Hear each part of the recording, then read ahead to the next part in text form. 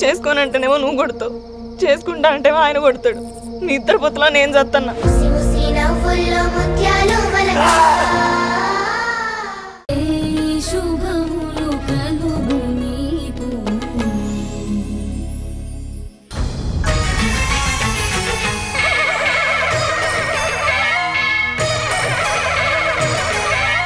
రండమ్మా, తొందరగా రండి.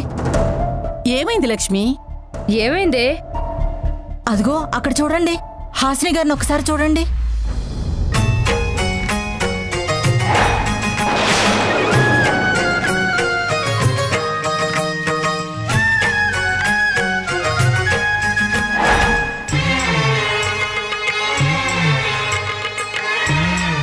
ఏమైంది పిన్ని? మొహన్ నిండా పొక్కులేంటి? హాసినికి అమ్మవారు పోసింది.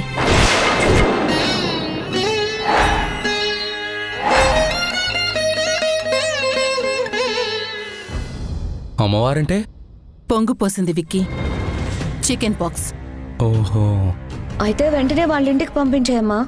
ఏ రేఖ, అలా అనకూడదు. అమ్మవారు పోసినప్పుడు ఆ మనిషిని ఇంట్లో నుంచి బయటికి పంపకూడదు.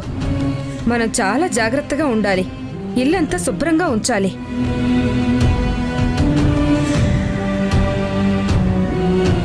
కాని పిన్ని, తనని మనింట్లో ఉంచుకుంటే ఎలా? తనకి రోజు ఏదో వేపాకు నూరి నీళ్లలో కలిపి స్నానం చేయించడం లాంటివి చాలా పనులు చేయాలి కదా. అవన్నీ మన వల్ల అవుతుందా? అలా అనకూడదమ్మగారు.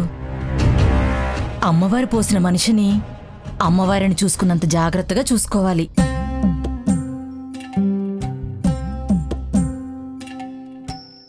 అవునరుంధతి, అందుకే మనకు ఎంత ఇబ్బందిగా అనిపించినా తప్పదు. హాసినిని మనింట్లోనే ఉంచాలి.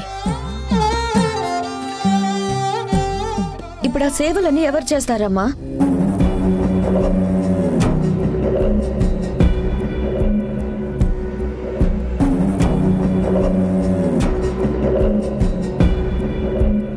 రేఖ, నువ్వో పంచేయి. కృష్ణ తులసి వాళ్ళింటికి వెళ్ళి ఈ మ్యాటర్ చెప్పు. తనని మన ఇంటికి రమ్మను.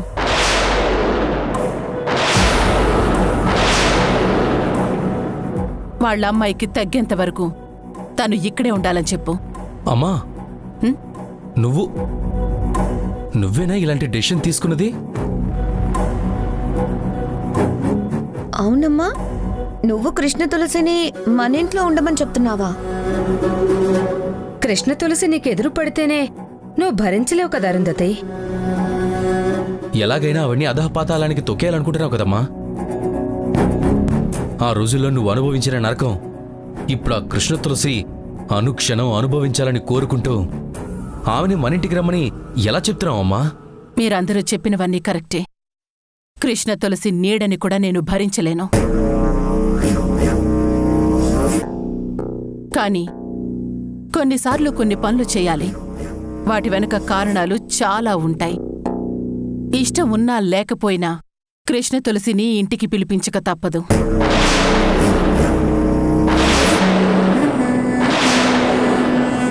రేఖ, కానీ అమ్మా, నేను పని మీద బయటకు వెళ్తున్నాను. It's very important. అంటే నన్ను వెళ్ళి పిలవమంటావా? నేను వెళ్ళను. రేఖ, ఇది ఆడవాళ్లకి సంబంధించిన విషయం కాబట్టి నువ్వు వెళ్ళి చెప్పడమే కరెక్ట్. ప్లీజ్ అమ్మా, నాకెందుకు ఇష్టం లేని పని అప్పు చెప్తున్నావు? వెళ్ళో. మీ అమ్మ ఏం చెప్పినా ఏం చేసినా దానికో పరమార్థం ఉంటుంది.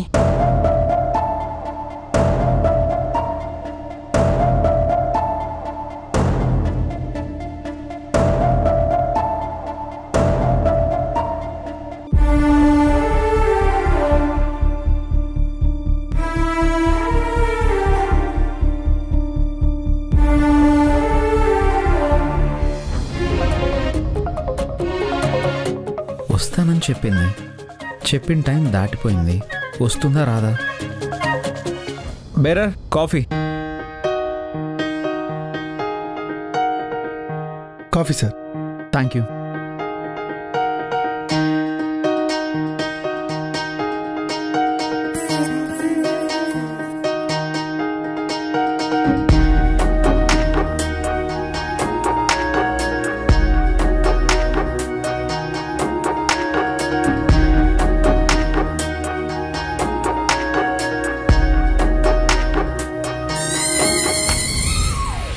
టేబుల్ నుంచి ఈ టేబుల్కి, ఈ టేబుల్ నుంచి ఆ టేబుల్కి మారుతున్నాడు? మొదటిసారి తన ప్రేమ విషయం వారాహికి చెప్పబోతున్నాడు కదయ్య గారు. ఆ టెన్షన్లో తనేం చేస్తున్నాడో తనకే తెలియట్లేదు.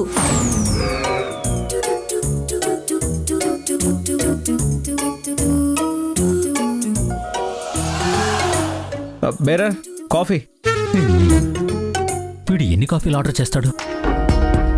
చిరునవ్వే నవ్వుతూ నా కోసం వస్తావని, చిగురాశే రేపుతూ నీ ప్రేమను తెస్తావని, నిన్ను వెతికానే నన్నే తాకే గాలుల్నే ఆరాధిస్తూ నిలుచున్నానే నీకై వేచే తీరాన్నే ఆరాధిస్తూ ప్రతి జన్మ నీతోనే.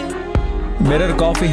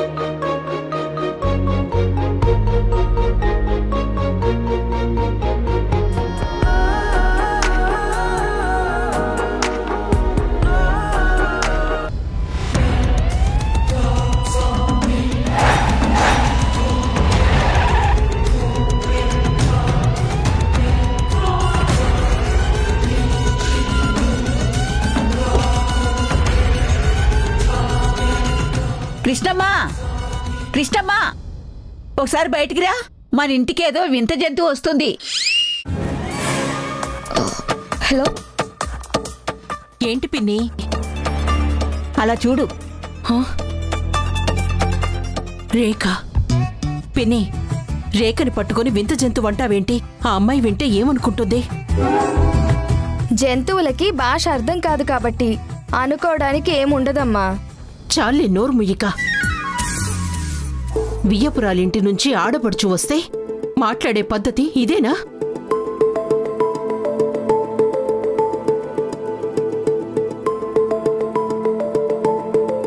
అమ్మా రేఖ, రామ్మా. అమ్మా రేఖ, రామ్మా, లోపలికి రా. నేనేమి మీ ఇంటికి భోజనానికి రాలేదు.